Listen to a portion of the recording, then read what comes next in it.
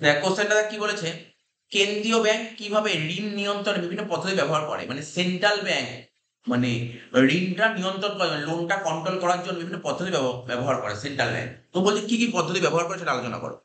বলছে কেন্দ্রীয় ব্যাংক, আমাদের ভারতবর্ষের কেন্দ্রীয় ব্যাংক হচ্ছে RBI, reserve bank of India, দেশের মৌলিক আর্থিক নিয়ন্ত্রণকারী সংস্থা, মানে মেন আর্থিক নিয়ন্ত্রণ, অর্থনৈতিক নিয়ন্ত্রণকারী সংস্থা।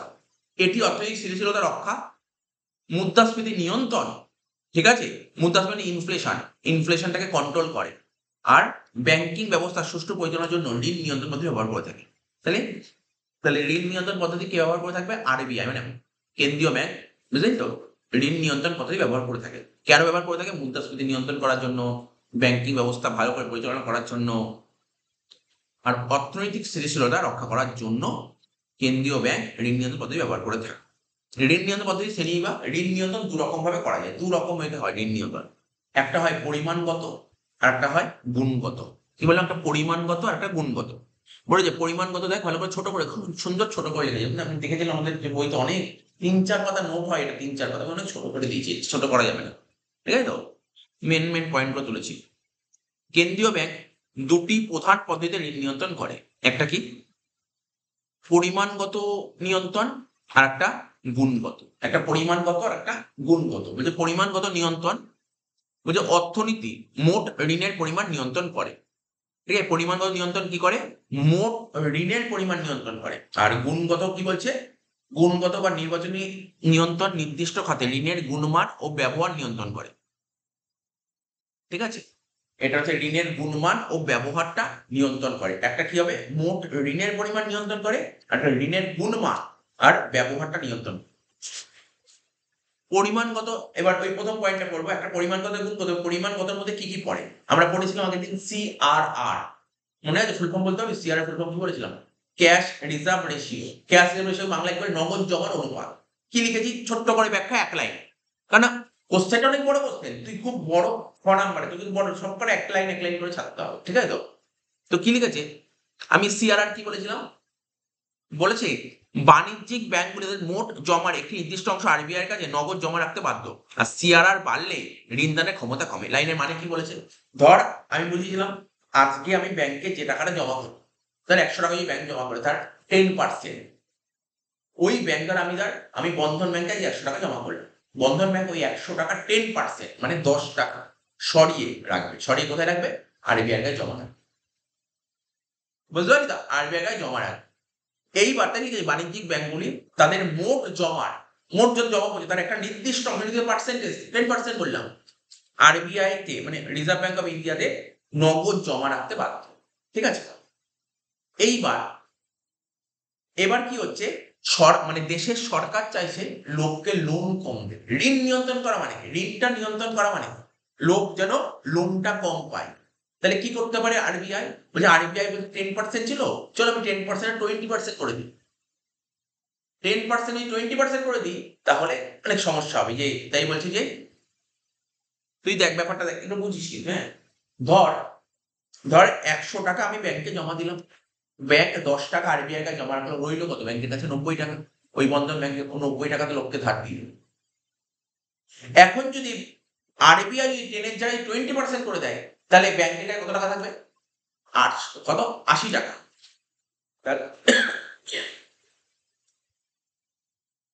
তাহলে আগে যেখানে 90 টাকা লোন দিচ্ছিল, এখন সেখানে কত লোন দিতে পারবে?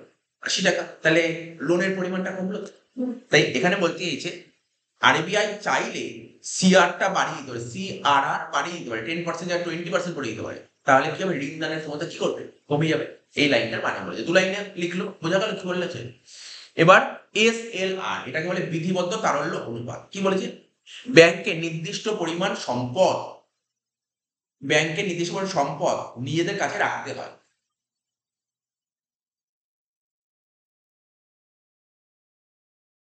এক মিনিট বলছে, এক মিনিট।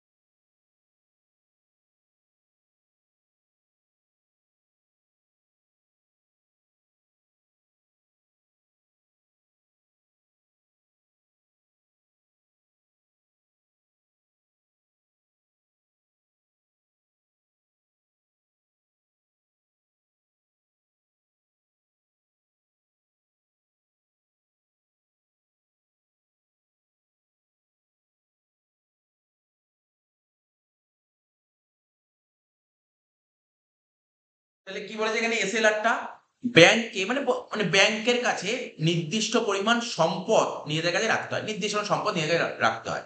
আর এই সম্পদ যদি বাড়িয়ে যায় না, তাহলে লোনটা কমিয়ে, ঠিক আছে, সম্পদ বাড়ালে লোন কমিয়ে যাবে। কারণ সম্পদ মানে তোর সিকিউরিটি, গভর্নমেন্ট সিকিউরিটি রেখে লোন দেয়। তো তুই যত সিকিউরিটি বেশি রাখবি ব্যাংকের কাছে, তত লোন নেওয়ার পরিমাণটা কমিয়ে যাবে। Repo and reverse repo rate. RBI যখন ব্যাংকের আগের দিন পড়েছিলাম, আরবিআই যখন ব্যাংকে ঋণ দেয় তখন সুদের হারকে বলা হয় রেপো রেট। মানে আরবিআই যে ব্যাংকে লোন দিচ্ছে, আরবিআই ধর আজকে ধর এইচডিএফসি ব্যাংক, তারপর বল Bank of India, Bank of Baroda RBI কাছ থেকে লোন। তাহলে আরবিআই থেকে লোন নিলে তো এরা তো আবার এই ধর ব্যাংক অফ বরোদা বল, ব্যাংক অফ ইন্ডিয়া বল, এইচডিএফসি বল, এরা তো আবার আরবিআই থেকে লোন নিতে আরবিআই কে সুদ দিতে হবে। এই সুদটাকে কি বলা হয়? Repo rate. বুঝতে পারলি? রেপো রেটটা এটাকে রেপো রেট বলে। এই হার বাড়লে ঋণ ব্যয়বহুল হয়। সাপোজ ধর আমি একটা উদাহরণ বলছি, ধর আরবিআই আর আমি ধর, তুই ধর আরবিআই আর আমি ধর কি বলবো, আমি ধর বন্ধন ব্যাংক। তাহলে আমার লোন দরকার, আমি তোর কাছ থেকে লোন চেয়েছি, আমি তোর কাছে লোন দে, আমার লোন দাও, আমার এত কোটি টাকা লোন দরকার। তাহলে আমাকে তো এর বদলে তোকে তো একটা ইন্টারেস্ট দিতে হবে। ইন্টারেস্টটাকে কি বলা হয়? রেপো রেট বলা হয়। এখন যদি চায় আরবিআই হাতে কন্ট্রোল, আরবিআই চাই না আমি যদি ওকে এত টাকা লোন দিয়ে দিলাম, ও তো লোন লোককে দিয়ে দেবে, ও তো লোককে তো লোন দেবে, আর লোকের হাতে প্রচুর টাকা চলে যাবে। আর লোকের হাতে প্রচুর টাকা চলে গেলে ইনফ্লেশন বাড়তে থাকে। লোকের হাতে প্রচুর টাকা চলে গেলে কি হবে বলতো, ধর আমার কাছে মানে সাপ্লাই নেই জিনিসপত্র, যেটা আমি আগের দিন পড়েছিলাম, ডিমান্ড পুল ইনফ্লেশন, কস্ট পুল ইনফ্লেশন, দেশের সমস্যা হবে। মানে সরকার দেখে বা আরবিআই দেখে, ওরা তখনই ব্যাংকের কাছে প্রচুর লোন দেবে। মানে এখন ধর দেশের সরকার চাইছে না মানে লোন প্রচুর দিতে, কেউ লোন তাদেরকেই দেবো যাদের খুব প্রয়োজন, তারাই লোন নেই। যাদের প্রয়োজন নেই তো মানে বিলাসবহুল জীবনযাপন করার জন্য তাদেরকে লোন দিয়ে লাভ নেই, তাদেরকে লোন দেবে না, ঠিক আছে, চাইছে না লোন দিতে। তখন কি করবে আরবিআই? কি করবে তখন? একটা কাজ করতে পারবে আরবিআই, কি করবে যে চলো আমি রেপো রেট বাড়িয়ে দিই, আমি রেট বাড়িয়ে দিই। চলো বন্ধন ব্যাংকে বলছে তুমি আগে 10% দিতে, 20% দাও।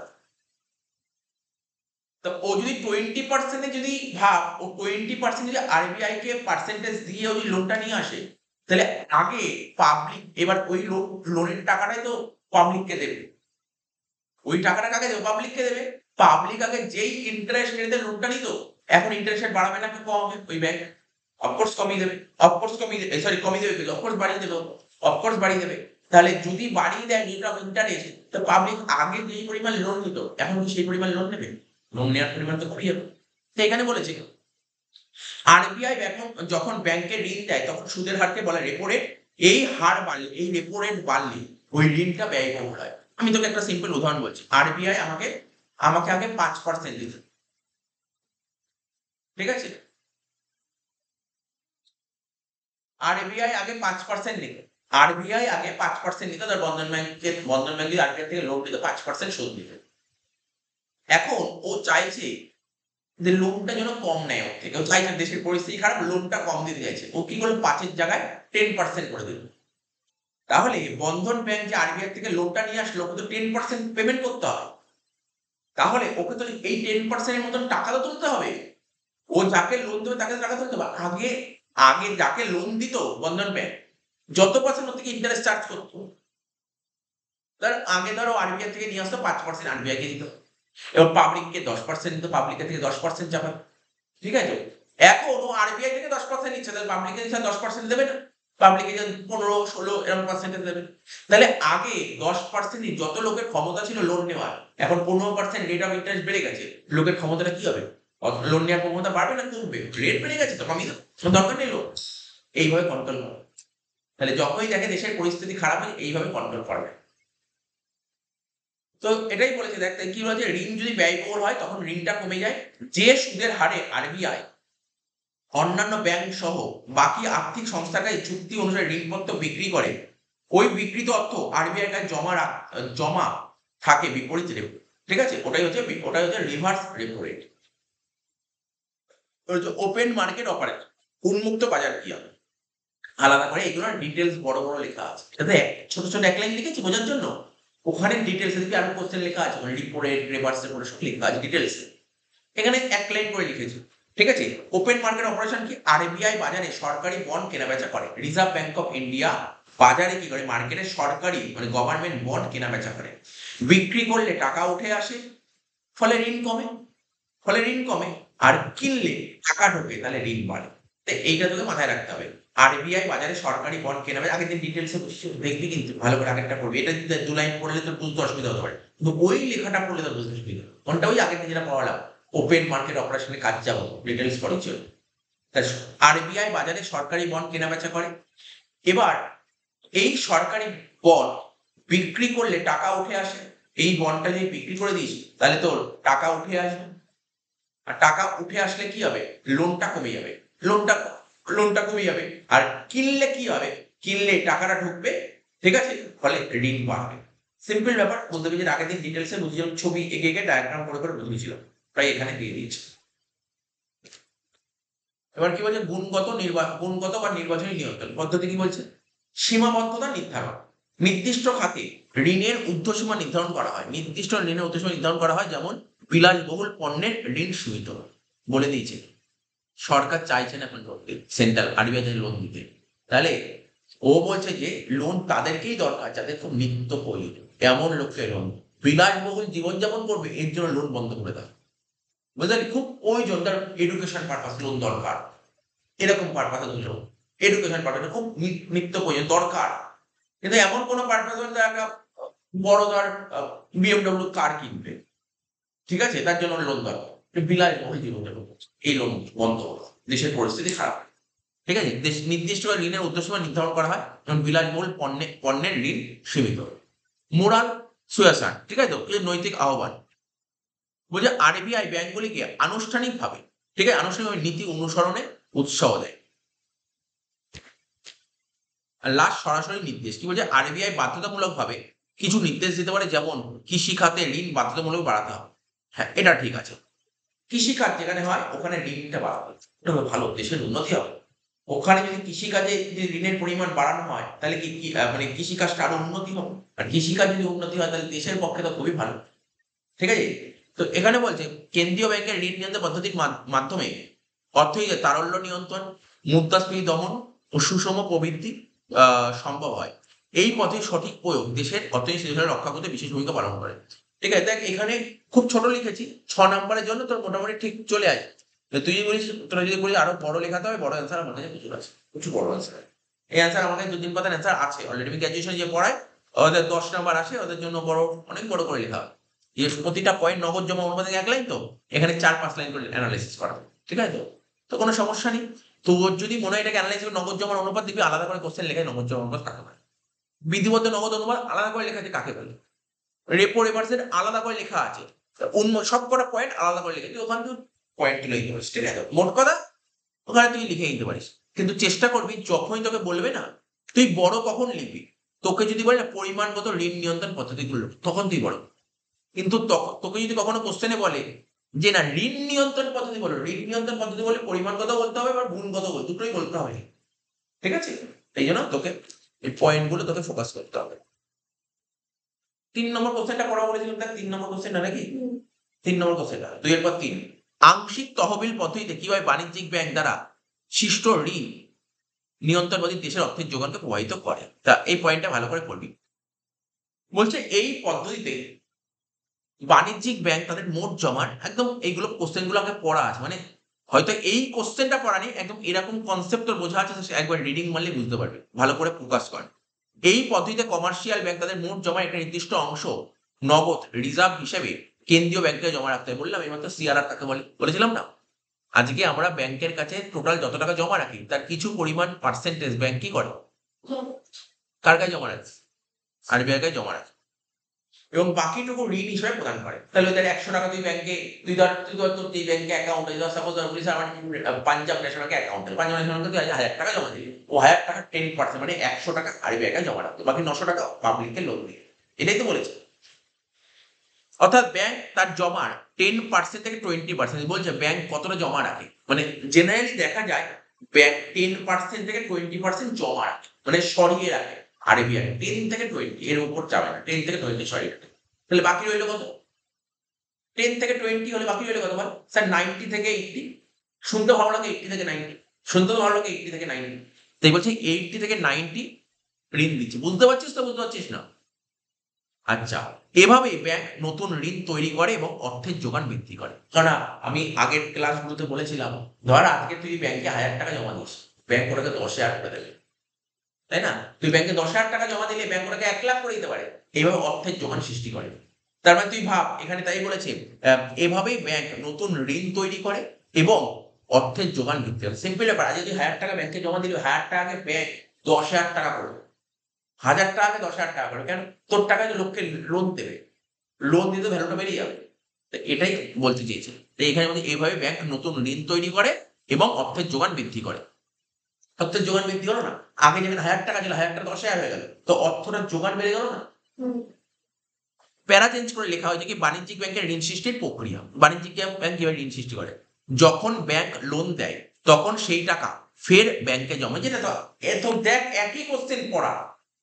আজকে আজকে ধর তুই ব্যাংকে 1000 টাকা জমা করলি। ব্যাংক 100 টাকা সরিয়ে রাখলো আরবিআই এর কাছে, বাকি 900 টাকা ধর ওকে লোন দিয়ে দিল। ওকে ও লোন চেতে আসলো, ওকে 900 টাকা লোন দিয়ে দিল।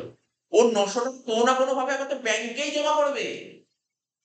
ব্যাপারটা বুঝতে পারলি তো? তখন ওই 900 টাকার 10% ব্যাংক সরিয়ে আবার ধর অন্য একজনকে 10% 90 টাকা। তাহলে বাকি 810 টাকা একজনকে লোন দিলে। আবার ওই 810 টাকা যে কোনো না কোনোভাবে ব্যাংকেই জমা করছে। ব্যাপারটা বুঝতে পারলি তো কিভাবে হচ্ছে? প্রথমে 1000 টাকা জমা করলো, তারপর 900 টাকা জমা করলো, তারপর 810 টাকা। এভাবে আস্তে, আস্তে বাড়ছে তো। এইভাবেই 10,000 টাকা ক্রিয়েট হবে। এগুলো আগের দিন পড়ে দেখিয়েছিলাম। ঠিক আছে তো? তো বলছে যখন এটাই বলছে যে এভাবেই একই প্রাথমিক জমা একাধিকবার ঘুরে গুণিত মানে এর গুণটা বৃদ্ধি ঘটায়। উদাহরণস্বরূপ যদি প্রাথমিক জমা 100 টাকা এবং জমার উপর রিজার্ভ অনুপাত 20%, আচ্ছা আমি 10% উদাহরণ দিয়েছিলাম। 10% দিয়ে। এটা 20% হয়েছে। তাহলে যদি 20% হয় তাহলে মোট সমবর্থ সৃষ্টির পরিমাণ কত? দেখ কি লিখেছি, দেখ পেপারে দেখ কি লেখা আছে। আমরা মনে আছে যে একটা নিয়ম লিখেছিলাম না 1/CRR। দেখ একটা অঙ্ক করেছিলাম, বলেছিলাম প্রাথমিক জমা ইনটু 1/CRR। প্রাথমিক জমা কত ছিল? এই অঙ্কে প্রাথমিক এই উদাহরণে প্রাথমিক জমা কত? প্রাথমিক জমা তুই ব্যাংকে গিয়ে আজকে কত টাকা জমা করেছিস? আমি তোকে উদাহরণ বললাম 1000 টাকা, কিন্তু এই অঙ্কে কি 1000 টাকা বলেছে? না, তুই 100 টাকা জমা করেছিস। আজকে তুই বল এদিক টাকা কি দেখছিস তুই? পরের পাতায় আছে, এখানে নেই, পরের পাতায়। আজকে ধর তুই ব্যাংকে 100 টাকা জমা করলি আর ব্যাংক 20% করে সরাবে। ঠিক আছে? 20% করে সরাবে। তাহলে 20% করে যদি সরায় তাহলে তোর 100 টাকাটা কত টাকা হবে জানিস? 500 টাকা। বুঝেছিস কি করে 500 টাকা হলো? ভাব। 10% হলে দেখ ওখানে কি ছিল? 1/CRR। ফর্মুলা কি? 1/CRR। তাহলে 10% হলে কত হয়? 1/0.10 করলে কত হয়? 10 গুণ। 10% হলে 10 গুণ আর 20% হলে 5 গুণ। বুঝতে পারলি তো? এখন বলি স্যার যদি 50% হয় তাহলে 2 গুণ।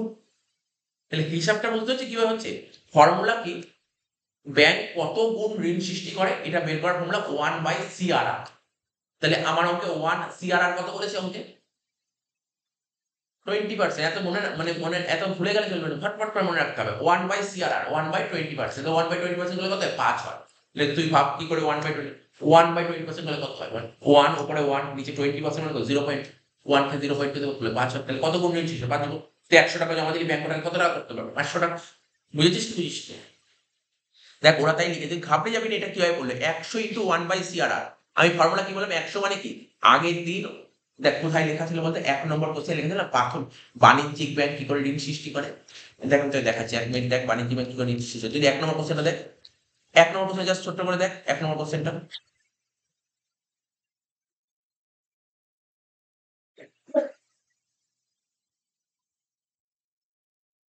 এই দেখ ওখানে লেখা ছিল, দেখ আমানত সৃষ্টির পরিমাণ কি লেখা ছিল? প্রাথমিক ঋণ সৃষ্টি বাই নগদ জমার অনুপাত। তাহলে এখানে তো প্রাথমিক ঋণ কত ছিল?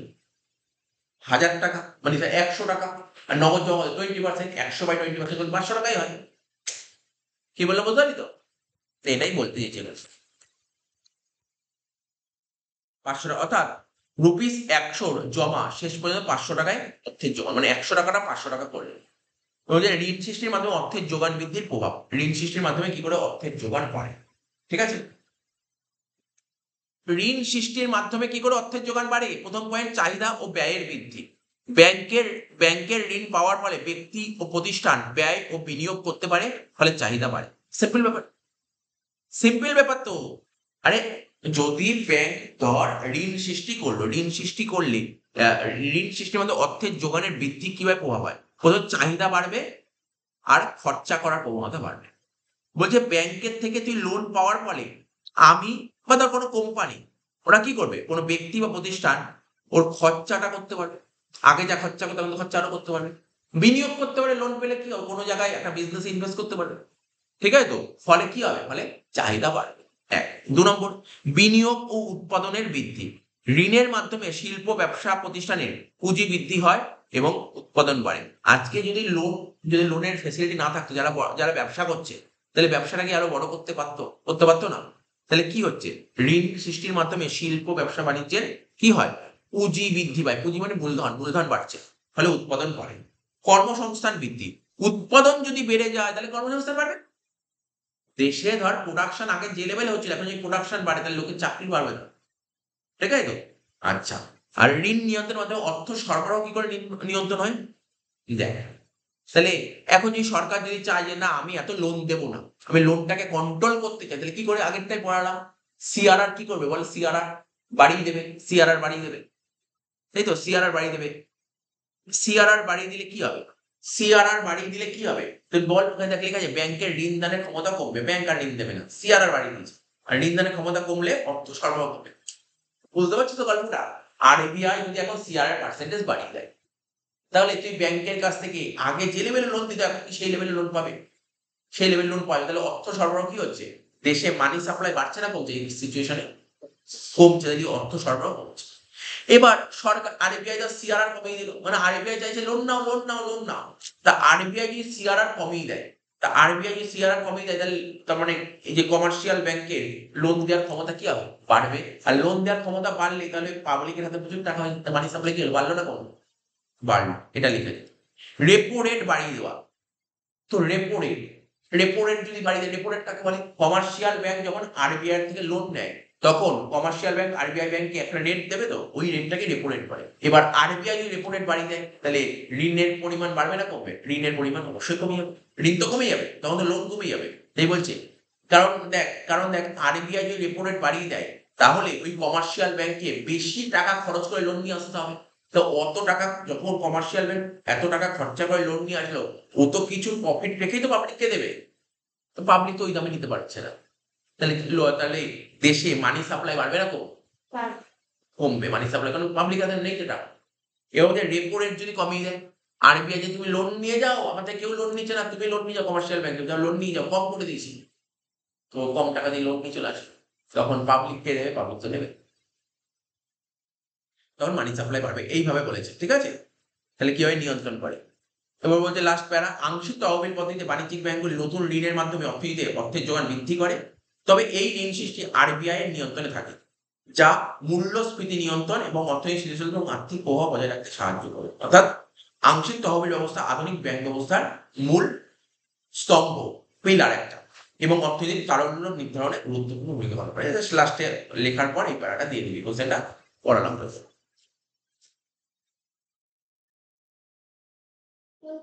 যারা ইকোনমিক্স নিয়ে এক্সপার্ট তাদের কি করবে? তাদের তাদের কি করা? পরে কথা বলবি। এই এরপরে কত কোশ্চেনটা?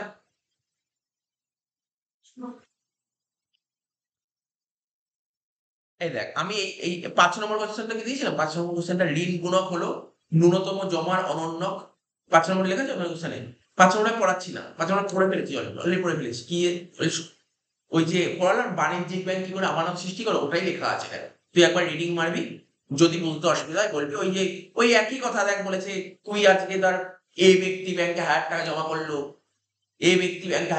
করলো, ওই কমার্শিয়াল ব্যাংক 10% ছড়িয়ে ৯০০ টাকা কাউকে লোন দিল, ওই ৯০০ টাকা কোনো না কোনোভাবে ঘুরে ব্যাংকে জমা করলো, ব্যাংক ওই ৯০০ টাকা 10% ছড়িয়ে ৮১০ টাকা অন্য কাউকে ধার দিল, সেই ৮১০ টাকা কোনো না কোনোভাবে আবার ব্যাংকে জমা করলো, ব্যাংক তার 10% ৮১ টাকা সরিয়ে কাউকে ৭২৯ টাকা জমা দিল লোন, তাহলে ব্যাংকে আবার ৭২৯ জমা করলো, এইভাবে চলছিল। মনে পাচ্ছি তো? ওইটাই লেখা আছে এখানে।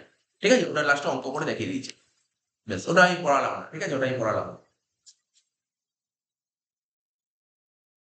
8 নম্বর কোশ্চেনটা পড়ছি, 8 নম্বর কি বলছিস বল, কি বলছি বল।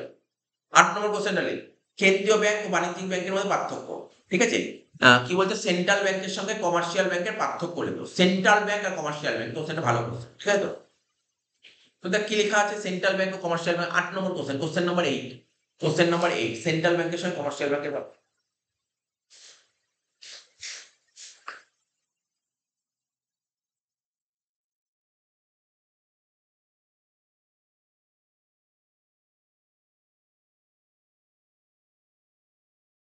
বলি আসনি খুঁজে, 8 নম্বর।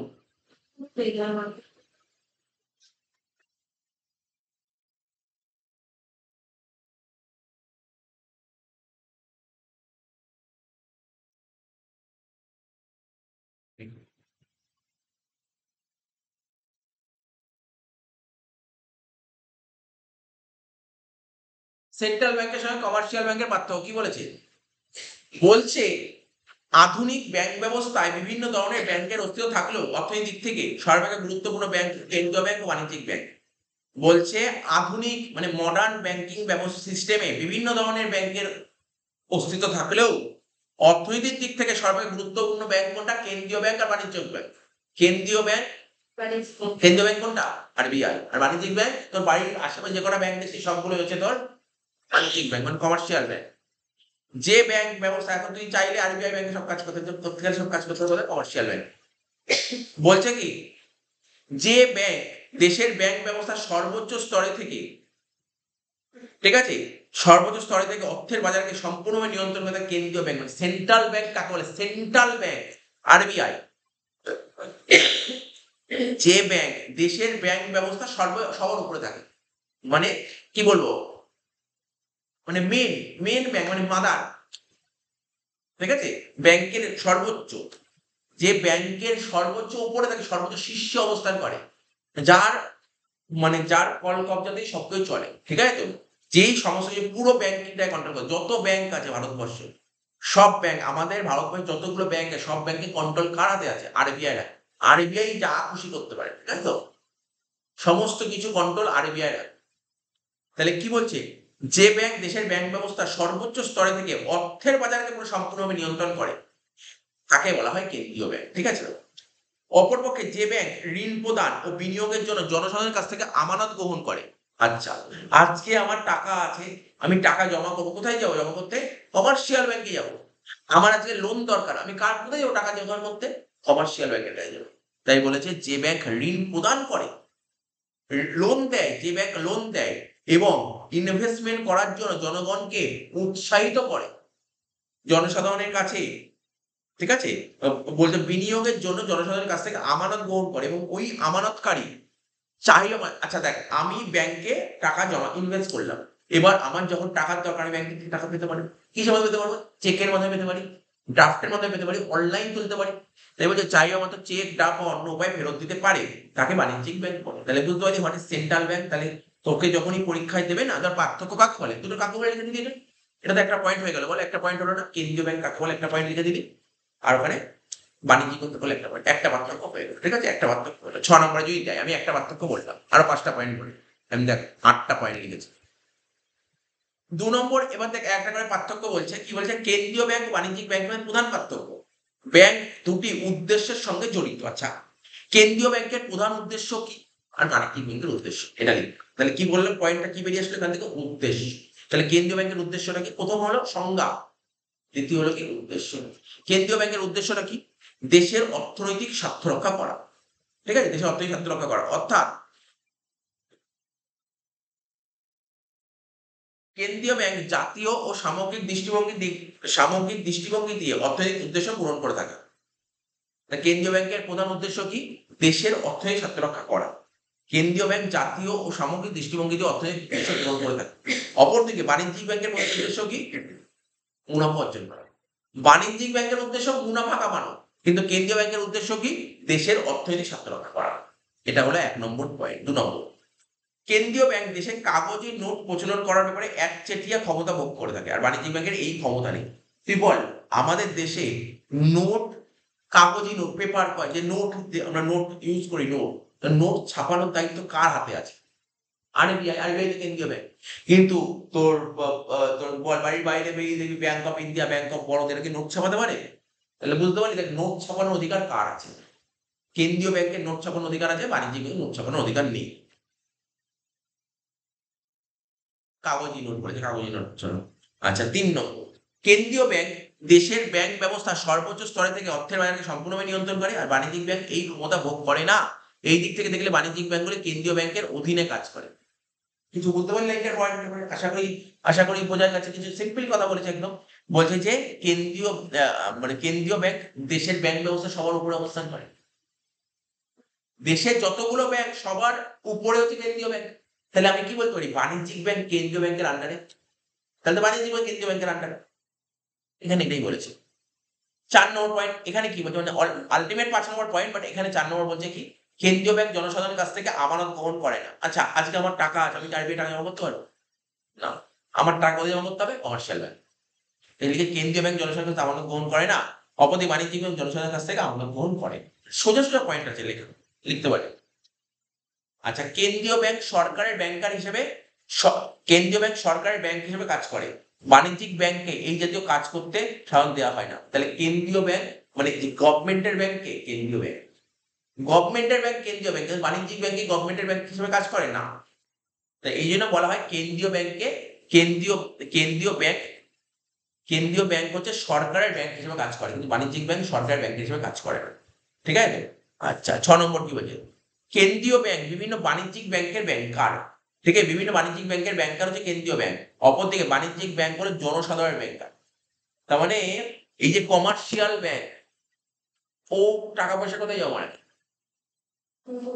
কেন্দ্রীয় ব্যাংকে। আর কমার্শিয়াল ব্যাংকে কার কার টাকা পয়সা জমা রাখে? আমরা। বুঝতে পারলে কি বললাম? তুই টাকা পয়সা কোথায় জমা রাখিস? কমার্শিয়াল ব্যাংকে। আর কমার্শিয়াল ব্যাংক কোথায় টাকা পয়সা জমা করে? কেন্দ্রীয় ব্যাংকে। এটাই লিখে দেবে। ঠিক আছে তো? একবার পড়লে একবার রিডিং মানে লিখতে পারবে, একবার রিডিং মানে লিখতে পারবে। ঠিক আছে তো? 7 নম্বর, কেন্দ্রীয় ব্যাংক জনসাধারণকে সরাসরি ঋণ দেয় না। আচ্ছা আজকে যদি আমার লোনের দরকার হয়, সেন্ট্রাল ব্যাংকের থেকে লোন পাবো? মানে সেন্ট্রাল ব্যাংক আরবিআই লোন দেবে আমাকে? আরবিআই সাথে কোনো কন্ট্যাক্টই নেই, তোর সঙ্গে কোনো কন্ট্যাক্ট নেই আরবিআই। তো লোন দরকার হলে কার থেকে পাবি? স্যার এইচডিএফসি পাবো, আইসিআইসিআই পাবো। ঠিক আছে তো? তারপর বল Yes Bank, foreign bank, Yes Bank, আমাদের এখানে আছে ইয়েস ব্যাংক, এদের থেকে লোন পাবি। তুই বন্ধন ব্যাংক থেকে লোন পাবি, তুই ব্যাংক অফ বরোদা থেকে লোন পাবি, ব্যাংক অফ ইন্ডিয়া এর থেকে লোন পাবি। তাহলে বুঝতে পারলি? এখানে তাই লিখেছে কেন্দ্রীয় ব্যাংক জনসাধারণকে সরাসরি ঋণ দেয় না, কিন্তু বাণিজ্যিক ব্যাংক জনসাধারণকে সরাসরি ঋণ দেয়। লাস্ট পয়েন্ট, কেন্দ্রীয় ব্যাংক দেশের সোনা ও বৈদেশিক মুদ্রা সংরক্ষণ এবং বৈদেশিক মুদ্রার বিনিময় হারে স্থিরতা আনার জন্য কেন্দ্রীয় ব্যাংক গুরুত্বপূর্ণ। সুন্দর কাজে না, সেন্ট্রাল ব্যাংক দেশের যত সোনা আছে, দেশের সোনা, বৈদেশিক মুদ্রা, ঠিক আছে, আর হচ্ছে এবং বৈদেশিক মুদ্রার বিনিময় হারে, ঠিক আছে, স্থিতিশীলতা আনতে কেন্দ্রীয় ব্যাংকের একটা গুরুত্বপূর্ণ কাজ। কেন্দ্রীয় ব্যাংক কিন্তু এটা কাজ করে, দেশের যত সোনা মানে সোনা আছে না, কেন্দ্রীয় ব্যাংকের কাছে, আমাদের দেশে যে সেন্ট্রাল ব্যাংক আরবিআই এর প্রচুর সোনা মজুদ আছে। ঠিক আছে? তারপর বিদেশি মুদ্রা, এই যে এই ডলার বললে, ডলার, প্রচুর ডলার আমাদের সেন্ট্রাল ব্যাংকের কাছে আছে, আরবিআই এর প্রচুর ডলার মজুদ আছে, প্রচুর ডলার মজুদ আছে। তারপর ধর এই যে ইন্ডিয়ান মানির সঙ্গে ডলার এখন 88 টাকা যাচ্ছে, এই যে এটা যে হেরফের হচ্ছে এত টাকা, ওরা কন্ট্রোল করতে এটা সাহায্য করে। ঠিক আছে? কে করবে? এগুলো সব কেন্দ্রীয়, এগুলো বাণিজ্যিক ব্যাংকের হাতে কিছু নেই, এগুলো সব কেন্দ্রীয় ব্যাংক, এই সমস্ত বড় বড় কাজ কেন্দ্রীয় ব্যাংক। ঠিক আছে? এখানে লিখে কেন্দ্রীয় ব্যাংক দেশের সোনা ও বৈদেশিক মুদ্রা সংগ্রহ করে। তাহলে কি বললাম? দেশের সোনা কে মজুত করে? দেশের সোনা, বৈদেশিক মুদ্রা, এগুলো কে, বৈদেশিক মুদ্রা বুঝিস তো? বৈদেশিক মুদ্রা কাকে বলে? বৈদেশিক মুদ্রা এগুলো কে সংরক্ষণ করে? আরবিআই। ঠিক আছে? এবং বৈদেশিক মুদ্রা বিনিময় হারে স্থিতিশীলতা আনে। অপরদিকে বাণিজ্যিক ব্যাংক বৈদেশিক মুদ্রার লেনদেন করে থাকে ঠিকই, কিন্তু বৈদেশিক মুদ্রার বিনিময় হার স্থির করার ক্ষমতা নেই। লেনদেন করবে কিন্তু বৈদেশিক মুদ্রার এক্সচেঞ্জ রেট কি হবে এটা স্থির করার ক্ষমতা ওর মধ্যে নেই। 8 নম্বর কোশ্চেনটা পড়লি। 9 নম্বর কোশ্চেনটা। শুনছি। হ্যাঁ, না, 9 নম্বর কোশ্চেনটা দেখ। 9 নম্বরটা পড়বো, 9 নম্বর বলেছিলাম পড়াবো। কি কি অর্থনৈতিক কারণে দ্রব্য সামগ্রীর যোগান, না আগে পড়েছি বাট এই কোশ্চেনটা লেখা ছিল না, ঘুরিয়ে পড়েছি। বলছে কি কি কারণে দ্রব্য সামগ্রীর যোগান হ্রাস পেতে পারে। মানে আমার দেশে যত গুডস প্রডিউস করা হয়, যোগান বলতে হচ্ছে আমরা পড়েছি ইকোনমিক্সে, যোগান কাকে বলে, চাহিদা কাকে বলে। যোগান কমে যাচ্ছে। কি কারণে, কি ইকোনমিক, কি অর্থনৈতিক কারণে দ্রব্য সামগ্রীর যোগান কমে যেতে পারে এবং দ্রব্য সামগ্রীর চাহিদা বেড়ে যেতে পারে। বুঝতে পারলি তো? কোথায় পড়েছিলাম? চাহিদা বৃদ্ধি মুদ্রাস্ফীতি, ব্যয় বৃদ্ধি মুদ্রাস্ফীতি পড়েছিলাম না? না ওটা না, সেটা এই চ্যাপ্টারেই পড়েছি। তো চাহিদা বৃদ্ধি মুদ্রাস্ফীতি বললাম না আগের দিন, ডিমান্ড পুল ইনফ্লেশন, কস্ট প্লাস ইনফ্লেশন। বলছে কি অর্থনৈতিক কারণে যোগান কমে যেতে পারে, এমন কি কারণ হলে যোগান কমে যেতে পারে কিন্তু চাহিদাটা বেড়ে যাবে, চাহিদা বেড়ে যাবে। ডিমান্ড পুল ইনফ্লেশন কি ছিল? চাহিদা বেড়ে যাবে, তাই তো? এখানে দেখ কি একটা পয়েন্টে দ্রব্য ও সেবা সামগ্রীর যোগান হ্রাস জনিত ব্যাখ্যা। মুদ্রাস্ফীতির কারণে ইনফ্লেশনের কারণ ব্যাখ্যা করতে গিয়ে আধুনিক অর্থনীতিবিদ উৎপাদনের হ্রাস জনিত নিম্নলিখিত ব্যাখ্যাগুলি দিয়েছেন। অর্থনীতিতে বিভিন্ন কারণে দ্রব্য সামগ্রীর উৎপাদনে ব্যাঘাত ঘটতে পারে। এর ফলে দ্রব্য সামগ্রীর চাহিদা ও যোগানে অসামঞ্জস্য দেখা দেয়। তার ফলে সাধারণ দাম স্তর মানে জেনারেল প্রাইস লেভেল বেড়ে যায়। আর প্রাইস লেভেল বেড়ে গেলেই যত ইনফ্লেশন দেখা যাবে। বিভিন্ন কারণে দ্রব্য সামগ্রীর যোগান হ্রাস পেতে কি? প্রাকৃতিক বিপর্যয় ও যুদ্ধ বিগ্রহ। দেশে যুদ্ধ হচ্ছে, দেশে যদি যুদ্ধ ঘটে, যুদ্ধ লাগে, আর প্রাকৃতিক বিপর্যয় যদি আসে, বড় বড় যে প্রাকৃতিক বিপর্যয়গুলো হয়, ঠিক আছে, যদি এইগুলো হয়, প্রাকৃতিক বিপর্যয় মানে কি?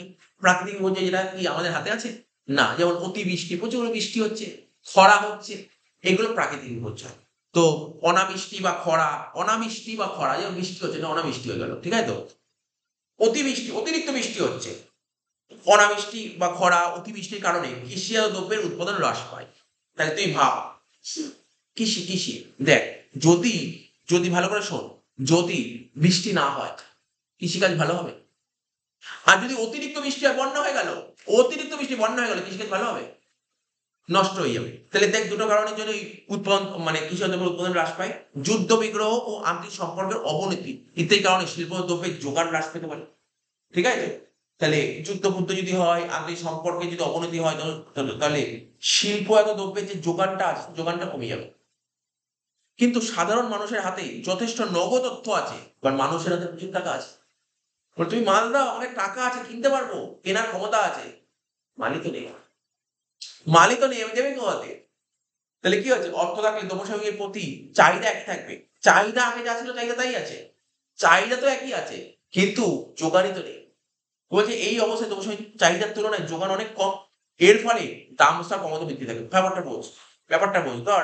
ধর চাহিদা আমার আগে যা ছিল এখন তাই আছে, কিন্তু যোগান আগে যা ছিল এখন যোগান কি হয়ে গেছে? কমে গেছে। তাহলে কি হলো? তাহলে কি করে দেশের যে জনগণ আছে ওদের চাহিদা মেটাবে কি করে? জিনিসের দাম বাড়ানো। জিনিসের দাম বাড়লে লোকে কেনার ক্ষমতা পেয়ে যাবে, মানে লোকে কিনতে চাইবে, সে দাম বেড়ে এইভাবে হয়। তাহলে বুঝলি পয়েন্টটা কি? সেকেন্ড পয়েন্ট কি বলছে? উপাদানে ঘাটতি। আমরা জানি, আমরা পড়েছিলাম 11 থেকে পড়ে আসছি ইকোনমিক্সে, প্রোডাকশন 4টে ফ্যাক্টর, জমি, শ্রম, মূলধন আর শ্রম, 4টে পয়েন্ট হয়, ঠিক আছে তো? বুঝো অর্থনীতিতে বিভিন্ন কারণে উপাদানগুলি সরবরাহ ব্যাহত হতে পারে, বিভিন্ন কারণে এগুলো মানে সাপ্লাই হয়, বিভিন্ন কারণ হতে পারে। যেমন ভূমিক্ষয় হলো, ঠিক আছে, নগরায়নের কারণে জমির পরিমাণ হ্রাস হলো। তাহলে তুই আগে যে জমিটা ছিল, কারণ আমরা জানি মানে ফ্যাক্টরস অফ প্রোডাকশন 4টে ফ্যাক্টর মধ্যে একটা ফ্যাক্টর ছিল জমি, ল্যান্ড, ঠিক আছে? ইকোনমিক্সে বিভিন্ন কারণে উপাদানগুলির সরবরাহ ব্যাহত হতে পারে, ঠিক আছে? এগুলো সরবরাহ ব্যাহত হতে পারে। জমি যেটা ছিল জমি, বলছে ভূমিক্ষয়। বলো কি? ভূমিক্ষয় যদি হয়, আগে যা জমি ছিল, জমি তো কমে যাচ্ছে। তারপর নগরায়নের কারণে প্রচুর নগরায়ন হচ্ছে, তাহলে জমির পরিমাণ, তুই কৃষিকাজ করতে গেলে কি লাগবে? কৃষিকাজ করতে গেলে প্রচুর জমি লাগবে। এবার দেখা গেল ও কৃষিকাজ করতে গেলে তো জমি লাগবে, এবার জমি ক্ষয় হয়ে যাচ্ছে, জমি দেবে ক্ষয়। তারপর হচ্ছে ওই বড় বড় জমির মধ্যে বড় বিল্ডিং তৈরি হচ্ছে, কৃষিকাজ হবে কি? বুঝতে পারছিস? ভূমিক্ষয় ও নগরায়নের কারণে জমির পরিমাণ হ্রাস। শহরমুখী শ্রমিকের কারণে কি? শ্রমিকের অভাব কি করে হচ্ছে? সব শ্রমিক যা লেবার ছিল চলে যাচ্ছে, শহরাঞ্চলে চলে যাচ্ছে একটু ভালো উপার্জনের আশায়। তাহলে কি লেবার তো কমে যাচ্ছে, কৃষিকাজ করে উপাধি। তারপর কি হচ্ছে? আন্তরিক কারণে বিদেশি মূলধনের অভাব। বিজনেস করতে গেলে প্রচুর টাকা লাগবে, টাকা কোথায়? বিদেশ থেকে টাকা পুঁজি আসে। তাহলে এবার বলছে কি? বলছে আন্তরিক কারণে বিদেশি মূলধনের অভাব। তারপর বলেছে কি বিভিন্ন কারণে কাঁচামাল ও শক্তির অভাব ইত্যাদির ফলে দ্রব্য সামগ্রীর উৎপাদন হ্রাস পায়। তাহলে কি কি কারণে দেখ, জমি, শ্রম, মূলধন প্রভৃতি বিভিন্ন কারণে তোর উৎপাদন ব্যাহত হচ্ছে। আর উৎপাদন যদি ব্যাহত হয় তাহলে উৎপাদন কমবে। উৎপাদন মানে উৎপাদন কমে মানে প্রোডাক্টটা তৈরি হয় না, আলটিমেটলি সেই প্রোডাক্টটা কম তৈরি হবে। প্রোডাক্ট কম তৈরি হলে তো যোগান কি হবে, কমে যাচ্ছে, চাহিদা তো বাড়ছে। চাহিদার তুলনায় যোগান কম হলে দাম স্তর ক্রমাগত বৃদ্ধি পেতে থাকে এবং মুদ্রাস্ফীতির উদ্ভব হয়।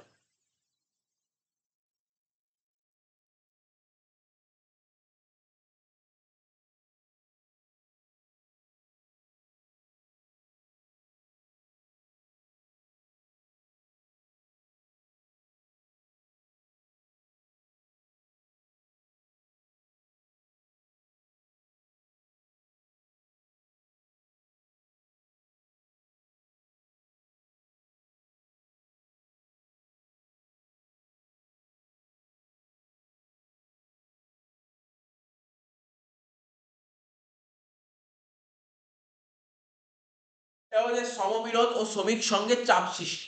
শ্রমবিরোধ ও শ্রমিক ট্রেড ইউনিয়নের চাপ সৃষ্টি হয়। শ্রমিক মালিকের মধ্যে যদি ঝগড়া হয়, শ্রমিক মানে লেবার আর মালিক এদের মধ্যে ঝগড়া হয়, বিরোধ হয়, তাহলে শ্রমিকের মজুরি বৃদ্ধি, অন্য সুযোগ সুবিধা। দেখ শ্রমিক মালিক ঝামেলা কেন হয়, কেন ঝামেলা হয়? মাইনা, ওরা বলে আমাদের আমাদের মাইনা বাড়াও, বোনাস দাও, ঠিক আছে, এই নিয়ে তো ঝামেলা হবে। তো বলছে শ্রমিক মালিক বিরোধ হলে শ্রমিকের মজুরি বৃদ্ধি ও অন্য সুযোগ সুবিধা আদায় করার সময় শ্রমিক সংঘ কর্মবিরতি ঘোষণা করে। দেখ এবার এই লেবারদের হয়ে লড়াই করে কে জানিস? লেবারদের হয়ে লড়াই কারা করে জানিস, বলতে পারবি? জানি না। লেবারদের হয়ে লেবার ইউনিয়ন লড়াই করে। লেবার কি একটা লেবার, কত লেবার, অনেক বড় বড় company, lakh lakh labour, lakh lakh labour মালিকের সঙ্গে কথা বলে, মালিক কথা শুনবে? মালিককে শুনবে না। তো ওদের থেকে একজন লিডার থাকে, লিডার গিয়ে মালিকের সঙ্গে কথা বলে, এটাকে বলে লেবার ইউনিয়ন। ঠিক আছে, শ্রমিক সংঘ যাবে কথা বলতে, ওদের মাইনা বাড়ানোর জন্য ওরাই কথা বলতে যাবে।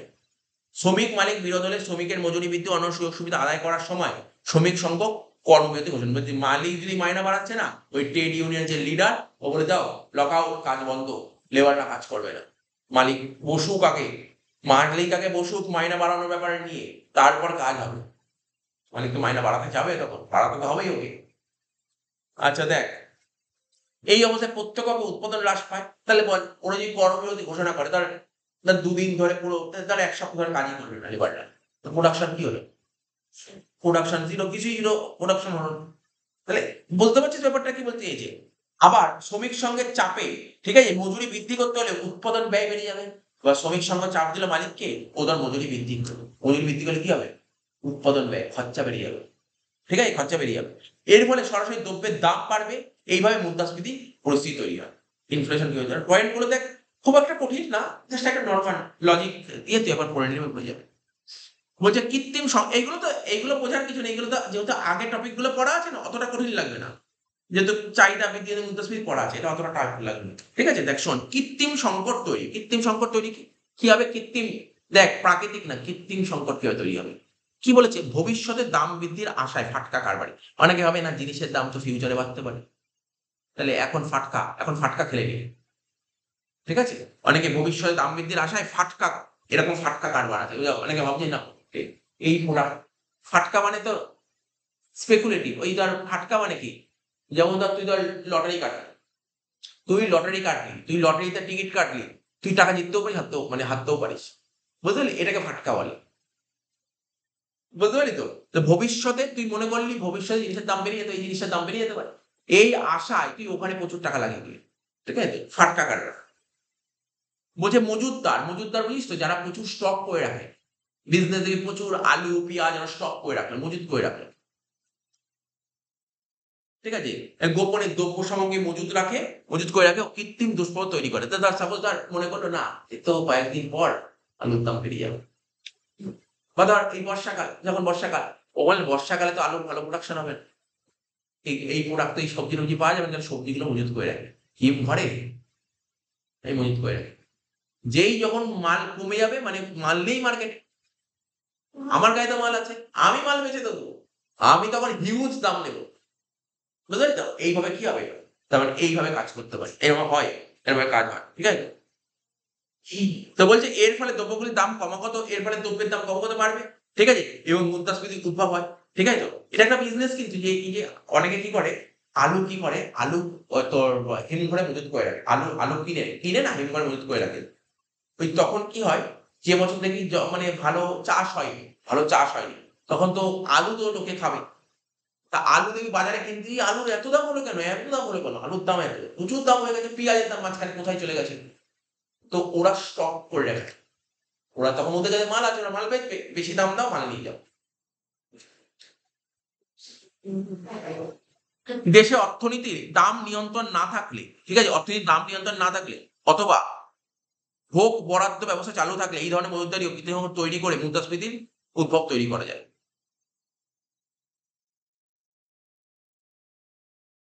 এই হলো তোর কি বললাম, এগুলো যোগান রিলেটেড কথা বলে। তাহলে কি কি বললাম বল, দ্রব্য সামগ্রীটা কি পয়েন্টটা বললাম, কি কারণ দ্রব্য সামগ্রী যোগান হ্রাস পেতে পারে, চাহিদা বৃদ্ধি পেতে পারে। যোগান কেন হ্রাস পেতে পারে বললাম, যোগান কেন হ্রাস পেতে পারে বলবো, চাহিদা কেন বৃদ্ধি পেতে পারে। বলছে ব্যাংক ঋণের পরিমাণ বৃদ্ধি, ব্যাংক যদি লোন বাড়িতে, আগেই বলেছি, ব্যাংক যদি লোন বাড়ি দেয়, এখন ব্যাংক বলছে তোমার লোন দরকার, ফোন করে বলবে তোমার লোন দরকার, লোন নিয়ে যাও, লোন নিয়ে যাও, ফোন করে বলছে লোন নিয়ে যাও, ও তোকে লোন দিয়ে দিচ্ছে। তাহলে লোন দিয়ে দিলে তোর আগে যা চাহিদা ছিল, এখন তোর হাতে অনেক টাকা চলে আসলো, তোর চাহিদা এখন বাড়বে কি বাড়বে না? আগে না, এখন আগে তোর লোন ছিল না, এখন তো তোর হাতে হুট করে 10 লাখ টাকা চলে আসে। এবার 10 লাখ টাকা তোর কাছে খরচা করার ক্ষমতা বাড়বে, তাহলে চাহিদা তো বাড়বে। এই 10 লাখ টাকা চলে আসে, আগে তোর হাতে টাকাই ছিল না, তখন সেই চাহিদাগুলো ছিল না। এখন ওই 10 লাখ টাকা হাতে আসার পর কিছু নতুন জিনিসের চাহিদা বাড়ছে। বুঝতে পারছিস তো কি বলছি? আজকে তোর হাতে টাকা পয়সা না থাকলে তোর কি চাহিদা থাকবে? না, আমার টাকা নেই, চাহিদা নেই। তো যখনই হাতে টাকা আসবে তখন চাহিদা বাড়বে। টাকা কি করে আসবে? লোন দিলেই তো টাকা চলে আসছে। তা বলছি ব্যাংক ঋণের পরিমাণ বৃদ্ধি, দেশের অর্থনীতিতে নগদ অর্থের পরিমাণ বেড়ে গেলে, ঠিক আছে তো, জনসাধারণের ক্রয় ক্ষমতা বেড়ে যায়। তাহলে তুই ভাব, যদি লোকের হাতে ক্যাশ টাকা চলে আসে, ঠিক আছে, ক্যাশ টাকা চলে আসে, লোকের কেনার ক্ষমতা বাড়বে কি বাড়বে না? অবশ্যই কেনার ক্ষমতা বাড়বে। আমার হাতে যদি এত টাকা না থাকে, আমার কেনার ক্ষমতা নেই, না আমি কি নেই তো টাকা, আমি কোথা থেকে কিনবো? কিন্তু আমার হাতে যদি টাকা যে চলে আসে, আজকে আমার পকেটে রাস্তায় টাকা আছে, আমার এটা মনে হলো এই খেতে ইচ্ছা করছে, এটা কিনতে ইচ্ছা করছে, টাকা টাকা না থাকলে এগুলো ভাবতে পারবো? তাহলে লোকের হাতে টাকা আসলে ক্রয় ক্ষমতা বেড়ে যায়। এর ফলে দ্রব্য সামগ্রীর প্রতি জনসাধারণের চাহিদা বৃদ্ধি পায়। এর ফলে কি হবে? ওই দ্রব্যের প্রতি জনগণের চাহিদা বৃদ্ধি পায়। ঠিক আছে? বাণিজ্যিক ব্যাংকগুলি ঋণের পরিমাণ বৃদ্ধি করলে দেশে অর্থের যোগান বৃদ্ধি পায় ও মুদ্রাস্ফীতি সৃষ্টি হয়। এই দেখ, এই যে এখন দেখ অনেকে ফ্ল্যাট কিনছে, ফ্ল্যাট কিনছে তো এখন মোটামুটি 2 BHK ভালো জায়গায় একটা ফ্ল্যাট কিনে 40 লাখ 50 লাখ টাকা লাগে। 50 লাখ ঘরে তো নেই, কি করে কিনবে ফ্ল্যাট? ব্যাংকের থেকে লোন লোন নিতে হবে। এখন যদি ব্যাংকে লোন দেওয়া বন্ধ করে দাও, কি ফ্ল্যাট কিনতে পারবে? তাহলে লোন যখন দিল, ওই লোনের টাকাটা তো নিশ্চয়ই লোনের টাকা ঘরে নিয়ে এসে রেখে দেবে না, ও তো লোনের টাকা কোনো না কোনো জায়গায় তো ইনভেস্ট করবে। আমার কথাটা বুঝতে পারছিস? তোমার ধর কেউ ধর মনে করলো যে না, আমার এখন ভালো কাজ করতাম, কোনো কারণে এখন মানে রিসেশনের জন্য কাজ চলে গেছে, কিন্তু ও ভালো ড্রাইভিং করতে পারে, অনেকেই করছে এরকম, অনেক দেখা গেছে। ও একটা ব্যাংকের থেকে লোন ফোন নিয়ে 8-10 লাখ টাকা লোন দিয়ে একটা গাড়ি কিনে উপরে চলে গেল। মানুষ তো বিভিন্ন জায়গায় বিভিন্ন রকম ভাবে বিভিন্ন সুইচ করে, ঠিক আছে, বিভিন্ন সুইচ করে।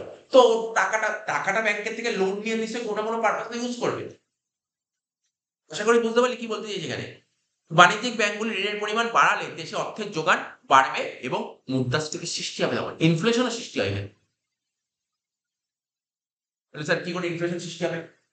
লোকের হাতে টাকা চলে আসলো তো, কিন্তু হয়তো তার টাকা চলে এসছে মানে চাহিদা বেড়ে যাচ্ছে, কিন্তু যোগান তো নেই, যোগান তো নেই, এইভাবে বাড়ছে।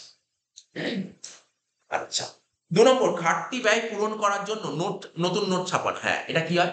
দেশে আমি আগের দিন বলছিলাম, দেশে যদি বাজারে যদি ঘাটতি হয়, তখন RBI কি করে? নোট ছাপাবে। দেশে যদি ঘাটতি থাকে, ঘাটতিটা পূরণ করার জন্য নোট ছাপাবে, নোট ছাপাবে। তো বলছে সরকারের বাইরে যখন মোট আয় অপেক্ষা মোট ব্যয় বেশি দেখানো হয়, তখন সেই ঘাটতি পূরণ করার জন্য সরকার নতুন নোট ছাপাবে। ঠিক আছে? সরকার কি করবে? সরকার আ ওই জন্য বললাম, হ্যাঁ, সরকার নতুন নোট ছাপাবে। নোট ছাপিয়ে সেই অর্থ প্রচলন করে। এর ফলে দেশে অর্থের যোগান তো বাড়বে। দেশের টাকার যোগান তো বেড়ে গেল। দেশে টাকা প্রচুর হয়ে গেল। ঠিক আছে? ও জনসাধারণের ক্রয় ক্ষমতা বেড়ে যাবে।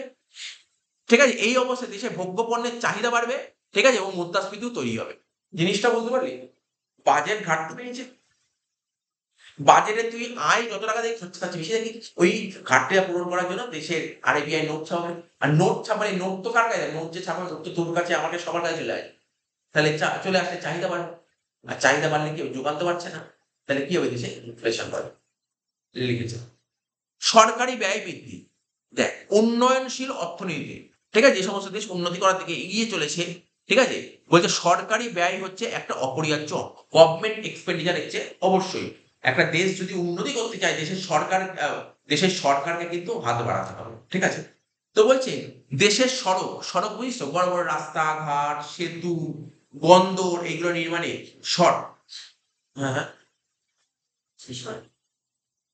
বলছে এইগুলো নির্মাণে সরকারি ব্যয় হলে দেশের অর্থনীতি অর্থের যোগান বাড়বে, ঠিক আছে, অর্থের যোগান বাড়বে ও সাধারণ মানুষের হাতে সেই নগদ অর্থ আকারে চলে আসবে। ব্যাপারটা বলছি, আজকে ধর বড় বড় ধর ব্রিজ তৈরি হচ্ছে, বড় বড় সেতু তৈরি হচ্ছে, রাস্তা তৈরি হচ্ছে, এই যে বিভিন্ন পরিকাঠামোগুলো যে তৈরি হচ্ছে, তাহলে এইগুলোতে খরচা কে করে?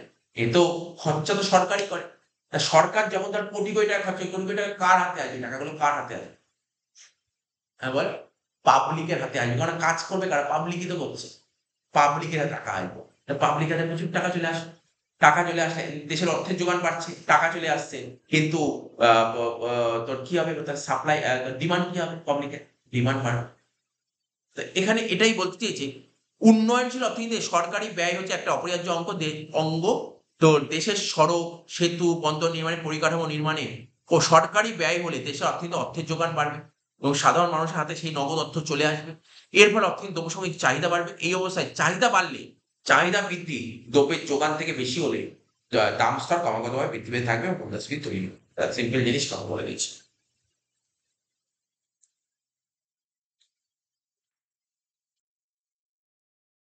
এবার বলছে সরকার দ্বারা ঋণ পরিশোধ, বলছে কি সরকার দ্বারা ঋণ পরিশোধ, দেশের সরকার যখন জনগণের থেকে নেওয়া ঋণ পরিশোধ করে, ঠিক আছে, তখন জনসাধারণের হাতে অর্থের পরিমাণ বৃদ্ধি পায়, ফলে জনসাধারণের ক্রয় ক্ষমতা বেড়ে যায়, দ্রব্যসামগ্রিক চাহিদা বেড়ে যায়, ঠিক আছে, দ্রব্যের যোগানের সঙ্গে এই চাহিদা সামঞ্জস্যহীন হলে দেশের বাজারে সাধারণ দাম স্তর বৃদ্ধি পেয়ে থাকে, মুদ্রাস্ফীতি তৈরি হয়। ঠিক আছে, সরকার যখন সিম্পল কথা বলে যে পয়েন্টটা পড়ে নিতে।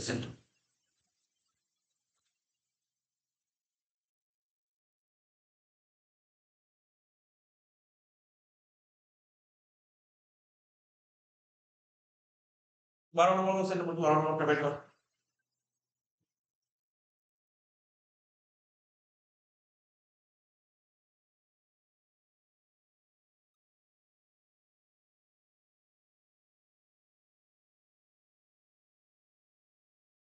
12 নম্বর কোশ্চেনটা কিছুই এমনই বলে কেন্দ্রীয় ব্যাংক অর্থ আর আমানত অর্থ সম্পর্কে জিজ্ঞেস করে। কেন্দ্রীয় ব্যাংকের অর্থ আর আমানত অর্থ। কেন্দ্রীয় ব্যাংক সেন্ট্রাল ব্যাংক মানে কোন দেশের কেন্দ্রীয় ব্যাংক কাগজি নোট প্রচলন করার একচ্ছত্র অধিকার। তাহলে কাগজের নোট প্রচলন করার অধিকার কার আছে? কেন্দ্রীয় ব্যাংক, সেন্ট্রাল ব্যাংক, ঠিক আছে তো। কেন্দ্রীয় ব্যাংক ছাড়া অন্য কোনো ব্যাংকের নোট প্রচলন করার অধিকার নেই। কেন্দ্রীয় ব্যাংক যে নোট প্রচলন করে তাই কেন্দ্রীয় ব্যাংক সৃষ্ট অর্থ নামে পরিচিত। কেন্দ্রীয় ব্যাংকে নোট প্রচলনের একচ্ছত্র অধিকার দেওয়ার কতগুলি সুবিধা আছে? সারা দেশে এই রকমের নোট চালু থাকবে। কেন্দ্রীয় ব্যাংক যদি এটা ছাপায় তাহলে সারা দেশে এই নোটটা চালু থাকবে। কেন্দ্রীয় ব্যাংক যেহেতু ব্যাংক ব্যবস্থার শীর্ষে আছে, সেহেতু এই নোটগুলির উপর জনগণের আস্থা থাকে। কেন্দ্রীয় ব্যাংক অর্থনীতিতে নগদ টাকার চাহিদা কত হবে তা অনুমান করতে পারে, ঠিক আছে, এবং নগদ অর্থের প্রয়োজন অনুযায়ী এটা ছাপায়। এবার আমানত অর্থ, ডিপোজিট মানে কি? বলছে ব্যাংকের কাছে জনগণের যে আমানত থাকে সেই আমানতের মাধ্যমে লেনদেন হয়ে থাকে। ব্যাংকের কাছে জনগণের যে আমানত থাকে সেই আমানতের মধ্যে লেনদেন হয়ে থাকে। আমানত অর্থের উপর চেক কাটে, আমানত অর্থের উপর চেক কেটে সেই চেকের মাধ্যমে পাওনা মেটানো হয়। যদিও আমানত অর্থ সকলে গ্রহণ করতে বাধ্য নয়, কিন্তু উন্নত অর্থনীতি অধিকাংশ লেনদেনই এই আমানতের মারফত হয়ে থাকে। উন্নত দেশগুলিতে আমানত অর্থ একটা গুরুত্বপূর্ণ ভূমিকা পালন করে। ওই যে ব্যাংকগুলির কাছে জনগণের যে আমানত থাকে সেই আমানতগুলিকে মোটামুটি ৩ ভাগে ভাগ করা যায়। একটা হচ্ছে পড়েছিলাম বিজনেস স্টাডিজে, কারেন্ট অ্যাকাউন্ট, সেভিংস অ্যাকাউন্ট, ঠিক আছে, রিকারিং অ্যাকাউন্ট আর ফিক্সড ডিপোজিট অ্যাকাউন্ট। তো বলছে ব্যাংকে আমরা যে ব্যাংকে অ্যাকাউন্ট করি না, ব্যাংকে যেমন তোর যে ব্যাংকে অ্যাকাউন্ট আছে, কি অ্যাকাউন্ট? সেভিংস অ্যাকাউন্ট আছে। দেখবি যারা ব্যবসা করে ব্যাংকে কারেন্ট অ্যাকাউন্ট খোলা আছে, কেউ রিকারিং খোলে, কেউ সেভিংস ফিক্সড ডিপোজিট খোলে। তাই এখানে বলেছে প্রথমত একরকম আমানত হলো চলতি আমানত, কারেন্ট অ্যাকাউন্ট ডিপোজিট। এটা কারা তোলে? এটা কারা খোলে? যারা বিজনেসম্যান তারাই এটা খোলে, ঠিক আছে। বলছে চাহিদা মাত্র এই টাকা তোলা যায় বলে একে ডিমান্ড ডিপোজিটও বলে। এই কারেন্ট অ্যাকাউন্ট ডিপোজিট আর কারণ ডিমান্ড ডিপোজিট কেন? যখন চাবি তখনই তুলতে পারবি, এটাকে ডিমান্ড ডিপোজিট বলে। সেভিংস অ্যাকাউন্ট কত হয়? হ্যাঁ, কারেন্ট ডিপোজিট বলছি সেভিংস। কারেন্ট অ্যাকাউন্ট জিনিসটা কি, যারা বিজনেস করে, যারা বড় বড় বিজনেসম্যান বিজনেস করে, ওদের কারেন্ট অ্যাকাউন্ট খুলতে হয়। কারেন্ট অ্যাকাউন্ট, তবে কারেন্ট অ্যাকাউন্ট টাকা রাখলে এর উপর কোনো সুদ পাওয়া যায় না, ইন্টারেস্ট দেয় না কারেন্ট অ্যাকাউন্ট টাকা রাখলে।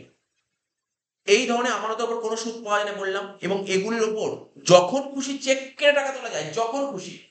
কারেন্ট অ্যাকাউন্ট যখন খুশি চেক কেটে টাকা তোলা যায়।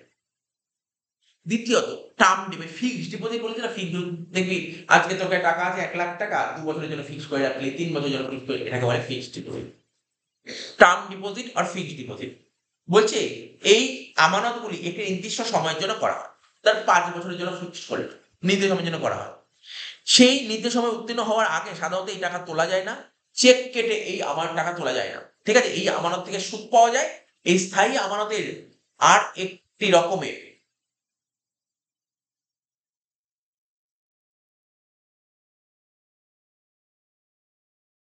এরকমই আর একটা আমানত আছে, তাকে বলে পৌনঃপুনিক আমানত। ঠিক আছে, রিকারিং ডিপোজিট। এই আমানতের ক্ষেত্রে আমানতকারীকে একটি নির্দিষ্ট সময় অন্তর নির্দিষ্ট টাকা জমা দিতে হয়। দেখবি রিকারিং কি হয় বলতো, প্রতি তুই যদি বলিস না যে আমি রিকারিং করবো 100 টাকা করে, প্রতি মাসে ব্যাংকে 1 টাকা করে দিতে হবে। এটাকে রিকারিং, প্রতি মাসে 100 টাকা করে দেবে। 500 টাকা রিকারিং করলে প্রতি মাসে 500 করে দিতে হবে, 1000 করলে প্রতি মাসে 1000 করে দিতে হবে। এটাকে রিকারিং ডিপোজিট বলে। এখানে একটু সুদ বেশি দেয়, একটু তুলনামূলক বেশি সুদ দেয়।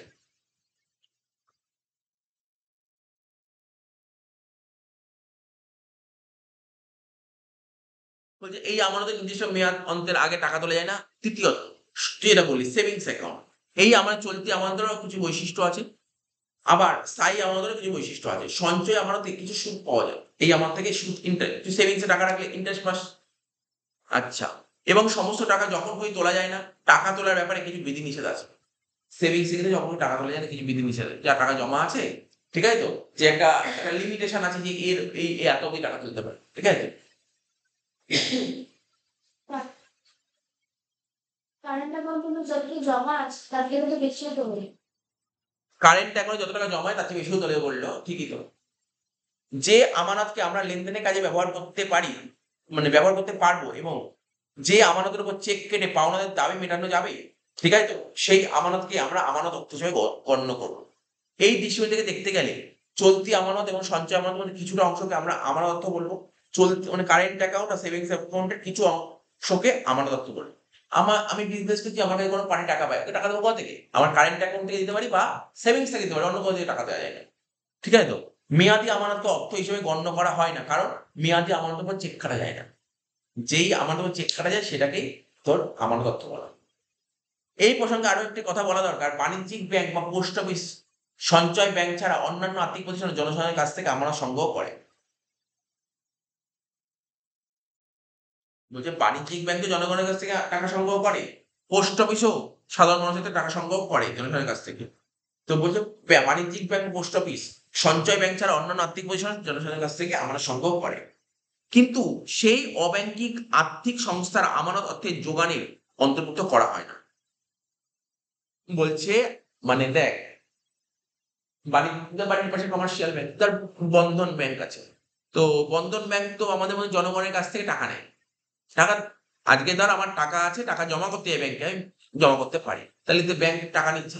পোস্ট অফিসেও টাকা ফেলে, এরকম অন্যান্য প্রতিষ্ঠানেও টাকা ফেলা হয়, অন্যান্য আর্থিক প্রতিষ্ঠানেও টাকা ফেলা হয়। কিন্তু বলতে চাইছে কি, এখানে আমানত অর্থ কাকে বলে? ব্যাংক আর পোস্ট অফিস হলেই আমানত অর্থ হবে, কিন্তু অন্যান্য আর্থিক প্রতিষ্ঠান হলে আমানত অর্থ হবে না। কি বললাম বুঝতে পেরেছিস তো? আমানত অর্থ কাকে বলে? আজকে ধর আমি ব্যাংকে যে টাকাটা জমা করছি, বা ধর আমি পোস্ট অফিসে টাকা জমা করছি, ওই যে টাকাটা, ওটাকে আমানত অর্থ বলে। কিন্তু আমি ধর LIC টাকা পেয়েছি, ওটাকে আমানত অর্থ বলবে। বলছে এই যে বলছে বাণিজ্যিক ব্যাংক বা পোস্ট অফিস সঞ্চয় ব্যাংক ছাড়া অন্যান্য আর্থিক প্রতিষ্ঠান জনগণের কাছ থেকে আমানত সংগ্রহ করে।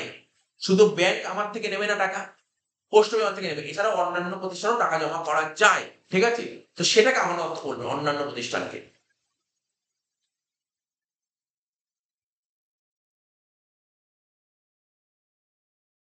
বলছে সেই অব্যাংকিং আর্থিক সংস্থার আমানত অর্থের যোগানে অন্তর্ভুক্ত করা হয় না, কারণ এগুলিকে প্রয়োজন মতো চেক কেটে টাকা তোলা যায়, চেক কেটে তোলা যায় না। ঠিক আছে তো, এগুলি সঞ্চয়ের মাধ্যম হিসেবে ব্যবহৃত হয়, বিনিময়ের মাধ্যম নয়। সঞ্চয়ের মাধ্যম, বিনিময়ের মাধ্যম নয়। বিনিময়ের মাধ্যম হিসেবে যা ব্যবহৃত হয় তাকে আমরা অর্থ বলি। বিনিময়ের মাধ্যম হলেই তাকে অর্থ বলা হয়। ঠিক আছে? এই যুক্তিতে ব্যাংক নয় এমন আর্থিক প্রতিষ্ঠান আমানতকে আমরা অর্থের যোগান এটা দিয়েছিল।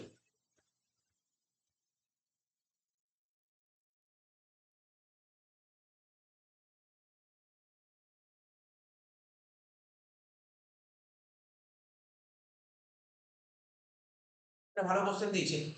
দেশের কেন্দ্রীয় ব্যাংককে নোট ইস্যু করার একচ্ছত্র ক্ষমতা দেয়া হয় কেন? তা ব্যাখ্যা করো। দেশের যে কেন্দ্রীয় ব্যাংক আছে, তাকে নোট ইস্যু করার মানে একতরফা ক্ষমতা। দেশের কেন্দ্রীয় ব্যাংকই নোট ইস্যু করতে পারে। কেন এটা? কেন? কারণটা কি? কোশ্চেনটা ভালো কোশ্চেন। মানে সামলাতে পারে। প্রথমত, কেন্দ্রীয় ব্যাংক দেশের নোট প্রচলন করার একচ্ছত্র অধিকার। এই যে আরবিআই কে নোট ছাপানোর দায়িত্ব দেওয়া হয়। কেন দেওয়া হয়? কারণ আরবিআই আমাদের দেশে ঠিক আছে নোট প্রচলনের একচ্ছত্র অধিকার। ওরাই তৈরি করতে পারে। ঠিক আছে? কেন্দ্রীয় ব্যাংক ছাড়া অন্য কোনো বাণিজ্যিক ব্যাংক নোট প্রচলনের অধিকার নেই। ঊনবিংশ শতাব্দী 19th সেঞ্চুরিতে অবশ্য বাণিজ্যিক ব্যাংকগুলি নোট ছাপানোর ক্ষমতা ছিল। 19th সেঞ্চুরিতে বাণিজ্যিক ব্যাংকের নোট ছাপানোর ক্ষমতা ছিল। কিন্তু সেই ব্যবস্থার কতগুলি ত্রুটি ছিল, কিছু অসুবিধা ছিল, ভুল ছিল কিছু। ঠিক আছে? তার মানে কি বুঝতে পারলি? এখন আমাদের দেশে নোট ছাপায় কে? কেন্দ্রীয় ব্যাংক, কিন্তু আগে বাণিজ্যিক ব্যাংক ছাপাতো। কিছু ভুল বেরিয়েছিল, কিছু ত্রুটি ছিল, তার জন্যই তো বাণিজ্যিক ব্যাংক থেকে ছাঁটাই করে কেন্দ্রীয় ব্যাংকে দিয়ে দিয়েছে। যেমন বিভিন্ন বাণিজ্যিক ব্যাংক বিভিন্ন ধরনের নোট ইস্যু করত। ঠিক আছে তো? তার মধ্যে কোনো ইউনিফর্মিটি অর্থাৎ এক রূপতা ছিল না। ঠিক আছে তো? তাছাড়া প্রতিটি ব্যাংকই তার নিজ নিজ রিজার্ভের ভিত্তিতে নোট ইস্যু করত।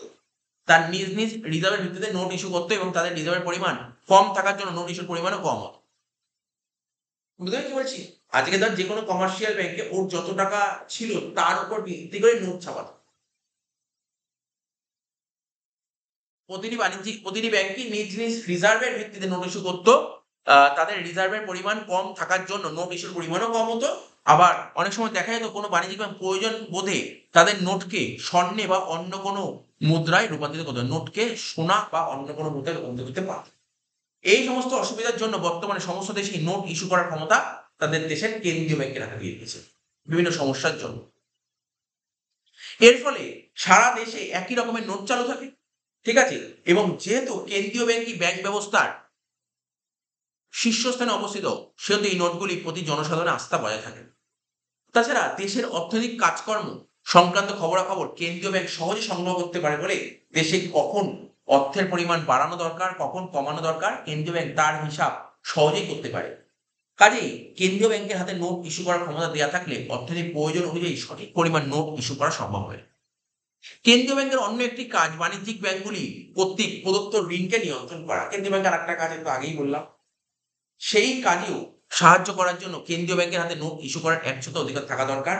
আমাদের ভারতবর্ষে নোট ইস্যু করার একচ্ছত্র অধিকার ভারতের কেন্দ্রীয় ব্যাংক অর্থাৎ রিজার্ভ ব্যাংকের হাতে ন্যস্ত থাকে।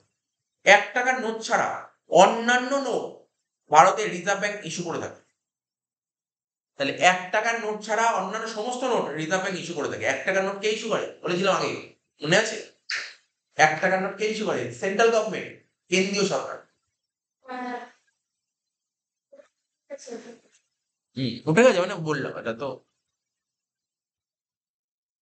লাস্ট ১০ নম্বর কোশ্চেনটা পড়বো শেষ হবে তো। কাগজি মুদ্রা। কে রে? কাগজি মুদ্রা কোনটা? টাকা। ঠিক আছে? কাগজি মুদ্রা। কাগজি মুদ্রার ৩ টি সুবিধা অসুবিধা লেখো। সুবিধা কি? প্রথমত কাগজি মুদ্রা ব্যবহার করার ফলে মূল্যবান ধাতু ব্যবহার অল্প করা সম্ভব হয়। এই ধাতুকে অন্য কাজে নিয়োগ করা যেতে পারে। তাহলে বুঝেছিস কি বলছে? কাগজি মুদ্রা ব্যবহার করার সুবিধা কি? এটা ব্যবহার করার ফলে মূল্যবান ধাতুর ব্যবহার অল্প করা সম্ভব হয়। ঠিক আছে তো? আর এই ধাতুকে তুই অন্য কোনো কাজে ব্যবহার করতে পারবি। আগে তো আগে কি ছিল? আগে কি থোড়াই তোর মানে তোর পেপার ছিল, কাগজি নোট ছিল না? তার আগে কি ছিল? বড় সিক্কা টাইপের ছিল, বড়, বড় সিক্কা টাইপের ছিল রাজা মাজাদের আমলে। ঠিক আছে তো? তারপর আস্তে, আস্তে চেঞ্জ হয়েছে। চেঞ্জ হতে এখন এখানে এসছে।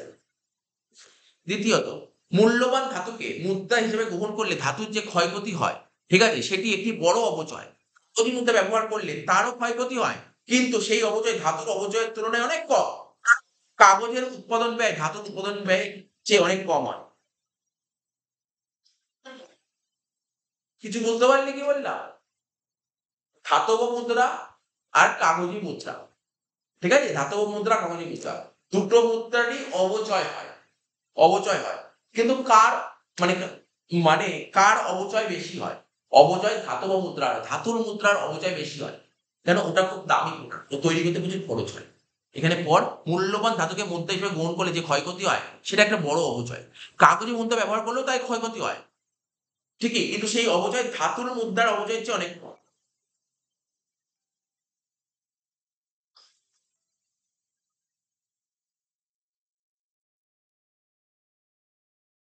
কারণ কাগজের উৎপাদন ব্যয় ধাতব মুদ্রার উৎপাদন ব্যয়ের চেয়ে অনেক কম। তৃতীয়ত, যেহেতু কাগজ সহজেই উৎপাদন করা যায় সেহেতু কাগজে উৎপাদন ব্যয় কম। সেজন্য কাগজি অর্থের যোগান সহজে বাড়ানো সম্ভব, কিন্তু ধাতব মুদ্রার যোগান সহজে বাড়ানো সম্ভব নয়। কারণ ধাতব অর্থের যোগান ধাতুর যোগানের উপর নির্ভর করে।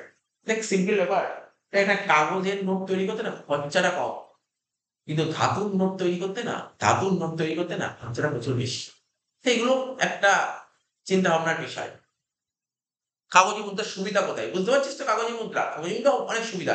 তুই বল না, আজকে তুই বল, আমি তোকে বলছি ধর, এখন চাইলে কিন্তু ১,০০,০০০ তুই পকেটে ক্যারি করে নিয়ে যেতে পারছিস। এই ১,০০,০০০ পকেটে ক্যারি করা যায়, ১,০০,০০০ ক্যারি করতে পারবি। তুই ২,০০০ টাকার নোট ৫০ টা হলেই তো হয়ে যাচ্ছে, ক্যারি হয়ে যাচ্ছে। কি ২,০০০ ৫০ টা নোট ভাড়া কত? খুব খুব অনেক ভাড়া হবে কি ৫০ টা নোট? ৫০ টা নোট অতটা ভাড়া হবে না। তুই বল ১,০০,০০০ টাকার কয়েন ১,০০,০০০ টাকা পকেটে ঢোকাতে পারবি? আমার কথাটা বুঝতে পারছিস তো কি বললাম? তো সুবিধা আছে কি সুবিধা নেই?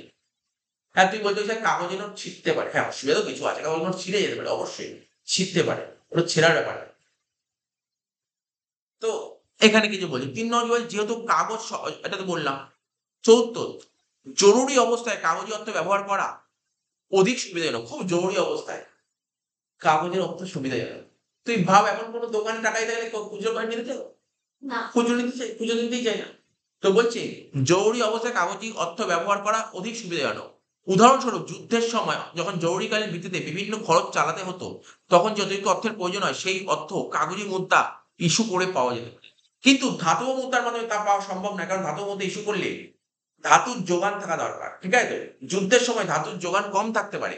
সেজন্য ধাতব মুদ্রা বাজারে ছাড়া সম্ভব নাও হতে পারে। কাগজি মুদ্রার কিছু অসুবিধা আছে। প্রথমত, কাগজি মুদ্রা প্রচলনের একটা প্রধান অসুবিধা এই যে, এই ধরনের ব্যবস্থায় সহজে মুদ্রাস্ফীতি দেখা দিতে পারে। ধাতুর যোগান তো একটা নির্দিষ্ট লিমিট আছে। তো কাগজ তো তুই যত খুশি নোট ছাপাতে পারবি। আর যতই নোট ছাপালে লোকের হাতে প্রচুর টাকা চলে যাবে। তাহলে কি হবে? দেশে ইনফ্লেশন দেখা দেবে। মুদ্রাস্ফীতি দেখা দেবে। সোনা, রূপা ইত্যাদি কোনো কিছুতেই মজুত না রেখে সরকার নোট ছাপিয়ে, ঠিক আছে, কাগজি অর্থের যোগান বাড়াতে পারে। এই অবস্থায় প্রয়োজনের অতিরিক্ত কাগজি নোট ছাপিয়ে বাজারে ছাড়া যেতে পারে। তাতে দেশের দামস্তর বৃদ্ধি পাবে, অর্থের মূল্য কমে আসবে, দেশে ইনফ্লেশন দেখা দেবে। ১ম বিশ্বযুদ্ধের পর জার্মানিতে এরকম অবস্থা সৃষ্টি হয়েছিল। ঠিক আছে তো? যদি অতিরিক্ত নোট ছাপানোর ফলে জিনিসপত্রের দাম বেড়ে যায়, তাহলে কাগজি মুদ্রাতে লোকেদের আস্থা নষ্ট হয়ে যায়। লোকেরা কাগজি মুদ্রা গ্রহণ করতে রাজি থাকে না। ১ম বিশ্বযুদ্ধের পর জার্মানিতে এইরূপ অবস্থা দেখা দিয়েছিল।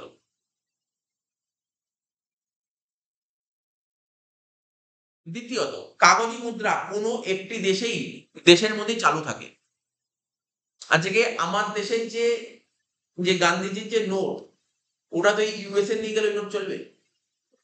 চলবে না। তাহলে কি বলল বুঝেছিস? বলছে কাগজি মুদ্রা আ বা বলছে কাগজি মুদ্রা কোনো একটি দেশের মধ্যেই চালু থাকে। ইভেন ওটা আমি আমার নোট বাংলাদেশে নিয়ে গেলেও ওদের দেশের কারেন্সিতে ভাঙাতে হবে। ঠিক আছে তো? এক দেশের কাগজি মুদ্রা অন্য দেশে গ্রহণযোগ্য নয়। ভারতের টাকা আমেরিকায় চলে না, কিন্তু কাগজি মুদ্রার পরিবর্তে স্বর্ণ মুদ্রা বা রৌপ্য মুদ্রা প্রচলিত হলে সেগুলি অন্য দেশে গ্রহণযোগ্য হতে পারে। সোনা তো চলবেই না। সোনা রূপা চলবে। ঠিক আছে তো? কারণ সেই ধরনের মুদ্রার দ্রব্যমূল্য আছে। তৃতীয়ত, ধাতব মুদ্রা ব্যবহার করলে তা কম ক্ষয়প্রাপ্ত হয়। ধাতু মুদ্রা ব্যবহার করলে তা কম ক্ষয়প্রাপ্ত হয়, কিন্তু কাগজি মুদ্রা দ্রুত ক্ষয়প্রাপ্ত হয়। ভালো করে বুঝিস কিন্তু লাইনটার মানে। এটা বুঝি, ধাতুর মুদ্রা ব্যবহার করলে কম ক্ষয়প্রাপ্ত হয়। তুই দেখ, কাগজের মুদ্রা প্রচুর ক্ষয়প্রাপ্ত হয়। একটু ভাব, একটু ইমাজিন কর, কাগজের নোট ফোট ছিঁড়ে যেতে পারে তাড়াতাড়ি। ঠিক আছে তো? কত নোট দেখি, কত মানুষ কত ৫০০ টাকার নোটও ছিঁড়ে ফিরে যায়, এদিক ওদিক হয়ে যায়। কিন্তু ধাতব মুদ্রা খুব ক্ষয়ক্ষতি হয়। তুই রাফ ইউজ করলেও ধাতব মুদ্রা খুব একটা ক্ষয়ক্ষতি হবে না। তো বলছে ধাতু মুদ্রা ব্যবহার করলে তা কম ক্ষয়প্রাপ্ত হয়, কিন্তু কাগজের মধ্যে দ্রুত ক্ষয়প্রাপ্ত হয়, তাড়াতাড়ি নষ্ট হয়ে যায়। সেজন্য আবার পুরোনো নোটের পরিবর্তে নতুন নোট ছাপাতে হয়। তো পুরোনো নোট পড়ে আছে, এখন তুই দেখবি রাস্তাঘাটে যখন যাবি, তুই কোনো দোকানে কিছু কিনে 10 টাকার নোটগুলো যখন দেয়, 10 টাকার নোটগুলো কেমন থাকে দেখবি। 10 টাকার নোটের কি অবস্থা! কালো হয়ে গেছে, নানান দিক থেকে ছিঁড়ে গেছে নোটটা। পুরো ছিঁড়ে গেছে। বুঝতে পারছিস তো? চতুর্থত, কাগজি মুদ্রার নতুন কোনো দ্রব্যমূল্য বা অন্তর্নিহিত মূল্য নেই। এইগুলির টোকেন অর্থ। এবার এমনি এই ধর আজকে আমি তোকে বলছি, এই যে মাঝখানে যখন ডিমনিটাইজেশন হলো দেখেছিস তো? ওই যে মানে হলো না যে নোট বাতিল হলো, ওটাকে ডিমনিটাইজেশন বলে, ঠিক আছে? এই যে এটা হলো না, তখন কত পুরো নোটগুলো বাতিল হয়ে গেল তো। ওই কাগজের কোনো মূল্যই ছিল না। কিন্তু ধর আজকে ধর ধর আমি বলি কোনো ধাতুর মুদ্রা তৈরি করেছে, ধাতুর মুদ্রা। এখন যদি দেশ বলে ধাতুর মুদ্রা আজকে থেকে বাতিল, মেনে নিলাম বাতিল, ও চলবে না। কিন্তু ওই মুদ্রাগুলো তুই বেচে টাকা পাবি। বুঝতে পারলি কি বললাম? ধর আমি একটা সিম্পল একটা উদাহরণ বলছি। আজকে আমার দেশে বলল যে আমার দেশে কিছু কেনা বেচা করতে হলে রূপোর কয়েন লাগবে। ওই রূপোর কয়েনই লাগবে, রূপোর কয়েনই সব মাপকাঠি। তো বললো, সরকার চালু করে দিল। 10-15 বছর পর বললো না, রূপোর কয়েন আর চলবে না। তো রূপোর কয়েনের কোনো মূল্য নেই। কিন্তু ওই রূপোর কয়েনটা তুই সোনার দোকানে দিয়ে রূপোর দাম পেয়ে যাবি। পাবি কি পাবি না? কিন্তু কাগজই বল, ওই যখন ডিমনিটাইজেশন হলো তখন কাগজগুলো কি করে, নোটগুলো কি করেছিল? দেখবি সব সব ভাগাড়ে ফেলে দিয়েছিল, নইলে আগুন দিয়ে পুড়িয়ে দিয়েছিল কাগজগুলো। ব্যাপারটা বুঝতে পারলি? তাহলে এখানে ওরা কি বলতে চেয়েছে? এখানে বলছে কাগজি মুদ্রার কোনো দ্রব্যমূল্য নেই। যদি সরকার যদি বলে আজকের পর এই নোট চলবে না, এর কাছে কোনো মূল্য নেই তোর কাছে, এটা খেলনা হয়ে গেল, খেলনা। বাচ্চাদের খেলনা। মানে এই দেশের সরকার যদি বলে দেয় আমাদের যে দেশে যে কাগজি মুদ্রা আছে এর প্রচলন আজকের থেকে বন্ধ, আর চলবে না, তাহলে ওটা তোর কাছে হয়ে গেল খেলনা। ব্যাপারটা বুঝতে পারলি তো?